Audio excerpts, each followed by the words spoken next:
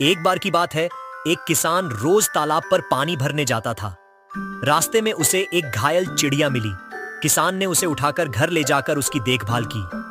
कुछ दिनों में चिड़िया ठीक हो गई और उड़कर चली गई।